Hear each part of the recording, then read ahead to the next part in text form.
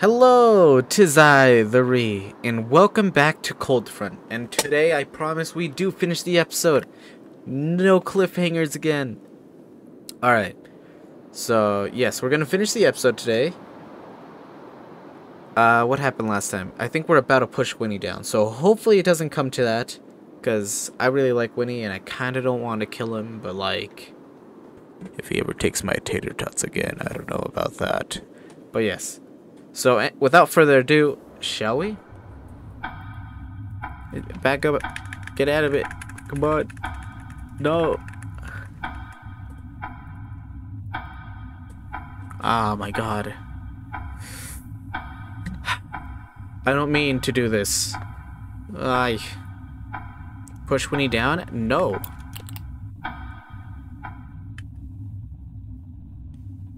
Snap out of it, Augustine. Are you okay? You're sweating bullets, and what's with that scary expression on your face? You keep talking to yourself and accusing me of something I never said. I called your name multiple times just now, and you didn't even answer. We can't go on like this. Augustine, I have something to ask you. When I fell down the stairs that last winter, I saw you. I know you didn't push me. I know I fell because I accidentally tripped myself. I know that. But I knew you were at a distance where if you wanted, you could have easily reached out and stopped me from falling. When I was lying on the ground about to pass out, I also heard footsteps of someone leaving the area. And I heard that someone called the ambulance other than you. That's... But despite it all, I didn't feel resentful or enraged. I just felt confused. I think that was the first time I started seriously reflecting on our relationship. All along, I thought we were best friends, but since then, I realized you might have thought of us differently.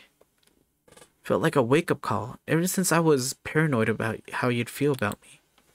Thought that you hated me. I thought you didn't want to see me ever again. I was so scared. I didn't know what to do, what to say, so I started distancing myself from you. But that didn't solve anything. It just made our relationship worse. What we need is a conversation. An honest conversation. Nothing will change if we just shut ourselves from one another.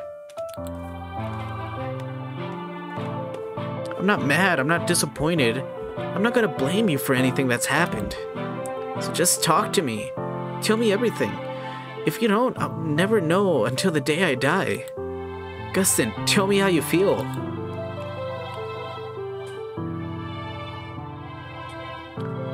The moment I heard the words, "Tell me how you feel," I had forgotten all my suspicion, my hatred, my fear of Winnie. And nothing but all the feelings I had been bottling up all these years were left in me, which started to helplessly flood out the most unsightly way possible.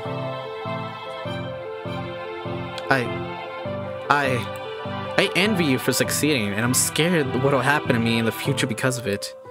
I know I'm supposed to feel happy for you. I know I'm supposed to celebrate your success by your side. I know I'm being selfish. I know I'm being overly emotional. I know that more than anyone. I know I'm being pathetic. I know that, but I just can't help it. Whenever I see you, I can't help but think you stole everything from me. Whenever I start something, you suddenly start copying me, and then take it away from me. It wasn't just once or twice, but every single time. And then you soon master what I thought what I wanted to do, making you loved and recognized, covering me behind your massive shadow, burying everything I've done so far to the ground, taking it away, everyone that I wanted to impress, having everyone's attention and fortune heading towards you. And now that you're adored by everyone, you must have felt embarrassed for having to call on nobody like me, your friend. No talent, no social life, and no skills. Now all I have left is the fact that I'm your friend. But you have so much more than me. You won't need me anymore. So I thought you were getting rid of me. I was terrified. I was terrified of you. Is that really how you felt all this time? Gustin, I'll never leave you. There's nothing in this world that can't replace you. There's nothing in this world that can replace you. My bad. You were my hero. I looked up to you ever since we first met. I was able to be the way I am now because you inspired me with how bright and friendly you were. I was able to feel at ease no matter where I went or what I did because I had a friend like you with me. I think that's why I kept following you around. Because I didn't want to leave your side.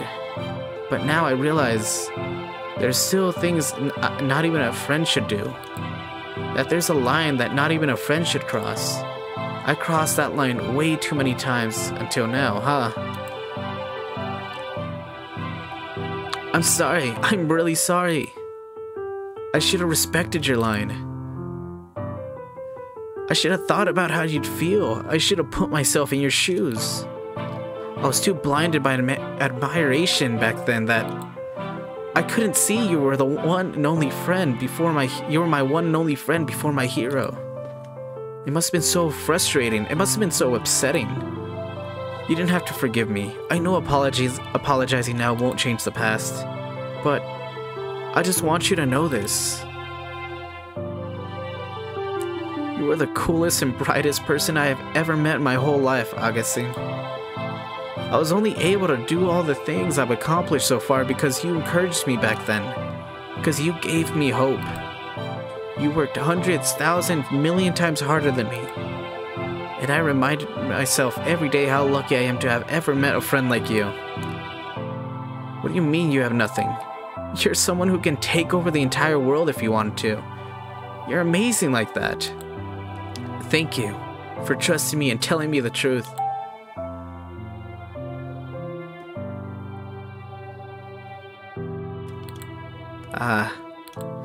Now I get it. It wasn't Weenie that was hunting me. The real hunter was myself. Already deciding what's going to happen in the future, what other people will think of me in my head. Blaming others for all the misfortunes in my life. Not trying hard enough in the first place, justifying that by saying someone who's skilled than me or popular than me, someone who's more skilled than me or more popular than me will come along and take all the glory anyway. It was all me, even though Weenie stayed the same. I was too blinded by my own jealousy and insecurities that no matter what he said or I distorted no matter what he said or did, I distorted the truth. I didn't even try to talk to him properly and decided he was out to ignore me, out to hurt me. Interpreting him the way I feared him and believed the lies I told myself just to justify hating him. I was at fault all along.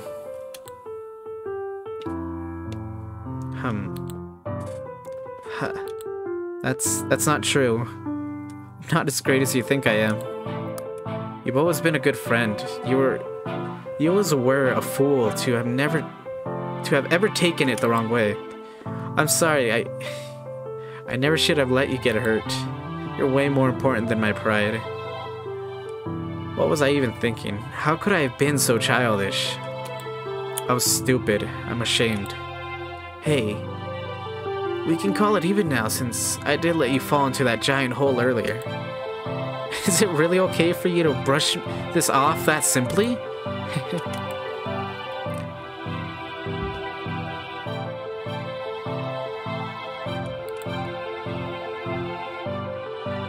We're friends, right?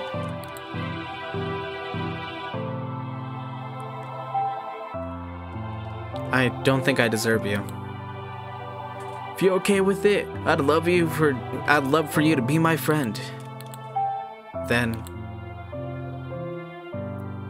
yeah, we are.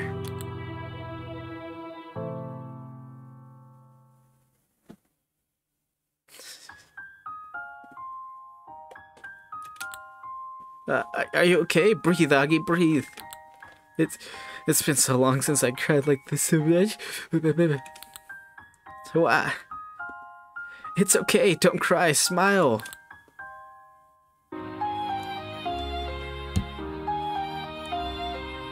All calm down now. Yeah, thanks. Glad to hear it. So, Aki, remember the we're already dead theory I told you? I've been doing some more thinking on that, and you know, people say a person sees their life flash before their eyes when they're about to die or they're seriously injured. What if this is that? The situation we're in now is the flashback. Well, for us, it isn't us just watching the flash like a movie. We're actually experiencing it, reliving it even. That means we're about to die in real life. I did hear ambulance sirens go off a few moments ago, but wait, then where are we now? Probably an important memory that we constantly look back to. A memory that impacted our lives the most. Oh, and another thing. Don't people usually see these flashbacks on their own? But look at us, we're sharing it. I think this is because the memories we're thinking of are the exact same. What were some memories you think that impacted you deeply in life? Meeting you and seeing you fall last winter. Mine too! Our first introduction and the first time the crack in our relationship was visibly shown. So the reason why it's suddenly winter now, why our clothes are suddenly changed, and why this place looks like your house, it's because we're in a mixed memory of winter and when we first met. In the winter when I fell. The house is left the same when my family first moved in. And our clothes are what we were wearing on the day I fell. Your indoor wear since you were inside the school. Your outdoor wear since you were leaving the building. This is hurting my head. So what you're saying is, we're currently in a coma and in critical condition. Probably because of a car accident or something. And our consciousness are trapped in a mixed memory of the winter that we met and when you fell down the stairs. Wow, you summarized that perfectly. Who cares about that? How do we get out of here alive? I got it. This is a flashback of an important memory that we look back often, right? Because of the regret, because it deeply impacted our lives. If that's why we're having this flashback, if we get rid of our regret, get rid of the thing that's mentally hunting us down, that thing that keeps making us look back to this memory, maybe we'll snap back to it. Maybe we'll snap back out to the present instead of the past. Back to reality. Since no regret means no looking back. By the thing that's haunting us, you mean, yeah. I think that monster represents our unhealthy relationship the past few years. It looks like two different animals were forcefully mixed together. I knew it, a deer and a bear. It felt like it was in tremendous pain and suffering. But defeat that creature, I'm sure it'd mean that our relationship is restored. Our regrets will be gone.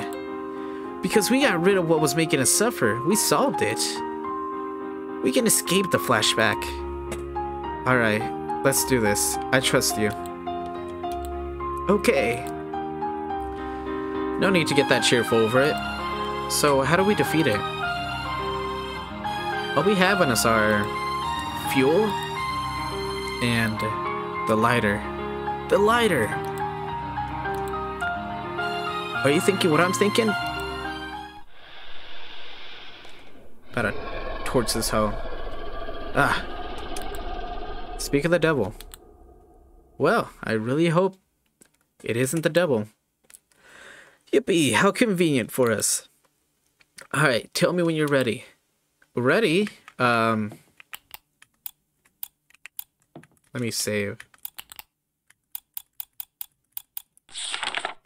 Okay, I have a quick theory real quick. Let me just go over here. Because you can hear the sirens in the tub here, right? Can I just like hop in?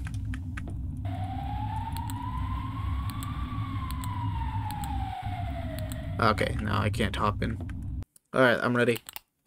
Alrighty, I'll splash the guy with fuel as soon as I see him. And I'll turn on the lighter and chuck it, yeah? Yeah, I love it when we finish each other's sentences. Let's go then, to the first floor. We got this. We got this. Oh! Ah, there it is. Where? Right there. I don't see it. It's looking right at us. Get the fuel. Do it. Well, it looks kind of cute once you get... Stop messing around and pour the damn fuel.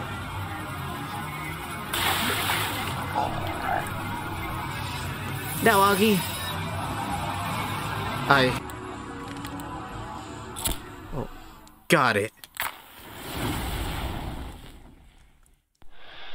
Oh, pretty. We did it. We did it. We really did it. Whoa, that's so cool just now, Augie. Nah, the way he threw that tank was way cooler. Then we were both cool, huh? Now they got rid of the monster. What's our next move? Oh, yes, our next move. About that. I didn't think this far ahead, actually. You what? Maybe if we let ourselves burn in here too, we'll somehow wake up in the real world? That doesn't sound very comforting. If I die, I'm gonna kill you.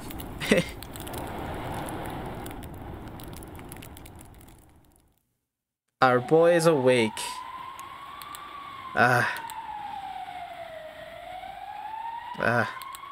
What? Why is everything upside down? Is this the car? Is that siren an ambulance? Winnie.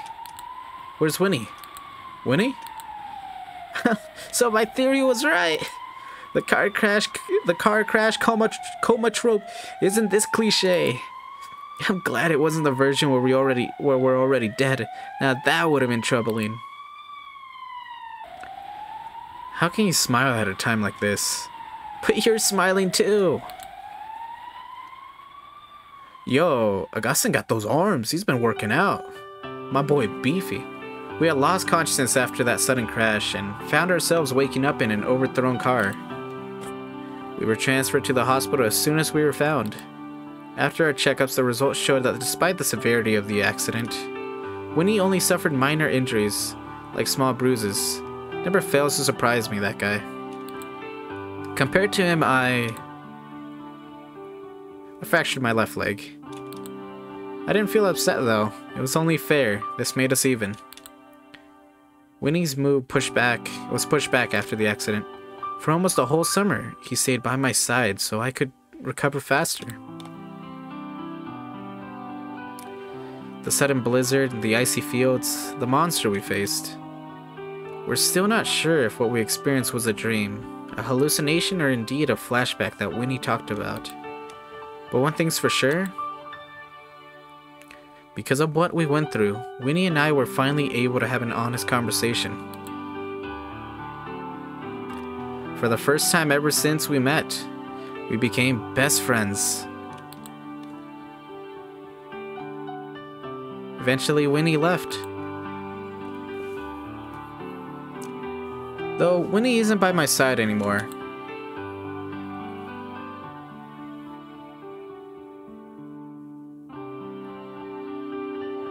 Thank you for being my friend.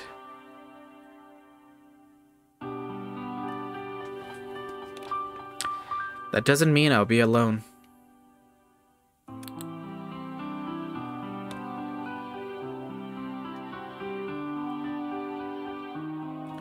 Credits.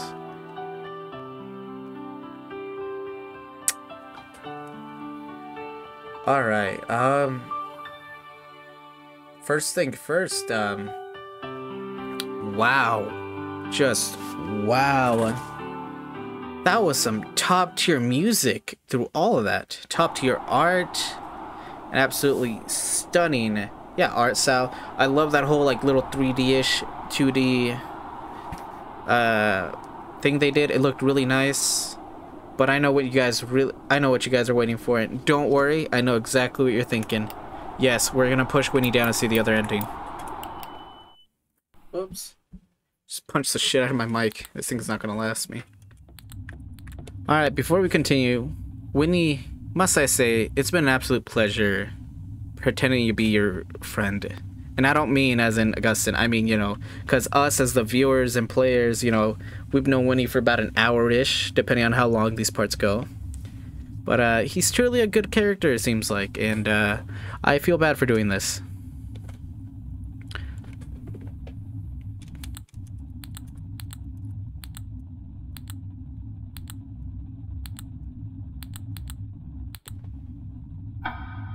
Alrighty. Push him. Oh, the betrayal. Thinking back to that day when I saw him fall down for the first time, I might have wished for him to just die right then and there. Oh.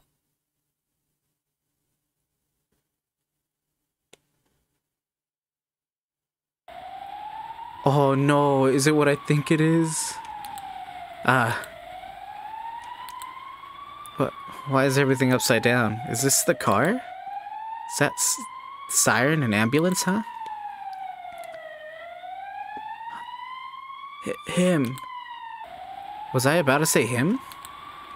Oh. He isn't breathing.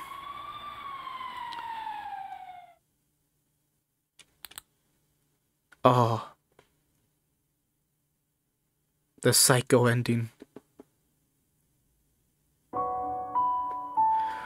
I had almost lost consciousness after the sudden crash and found myself waking up in the overthrown car. I was transferred to the hospital as soon as I was found. Apparently, he died instantly on the spot when the accident occurred. It was an instant death. I couldn't have done anything. It wasn't me who caused the accident anyways, and I passed out when he died. How could I have ever changed this outcome? His death has nothing to do with me. Compared to him, I was able to get off with only a few minor wounds and bruises. I was in the center of everyone's attention ever since the accident. Are you alright? It must have been scary.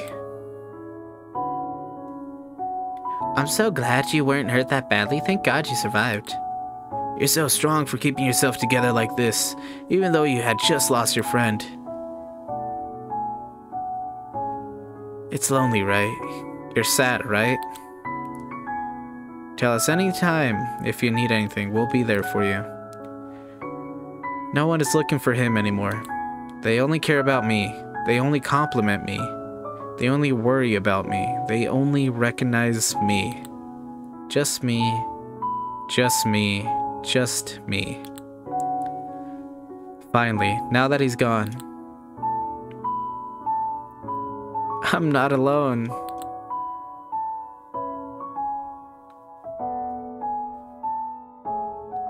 Ouch. Ah. That is totally en route, though. How he was acting, because if you don't push him, you know, when he snaps you out of it, you guys talk. But damn, after seeing the proper ending, my bad, the good ending, I don't know if I'm allowed to call anything a proper ending. Who knows, the creators maybe meant for this one to be canon. But yeah, after seeing that great ending and seeing that just hurts. But this was a really great game. Like I said, amazing music, stellar art, and absolutely beautiful, what is it, 2.5D? Is that what it's called?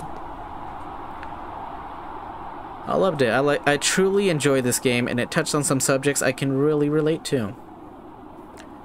I don't know how many parts this is. I filmed it all in one sitting. My ass is sore, so thank you so much for coming. This has been Cold Front. I have been Ree, and I will catch you next time.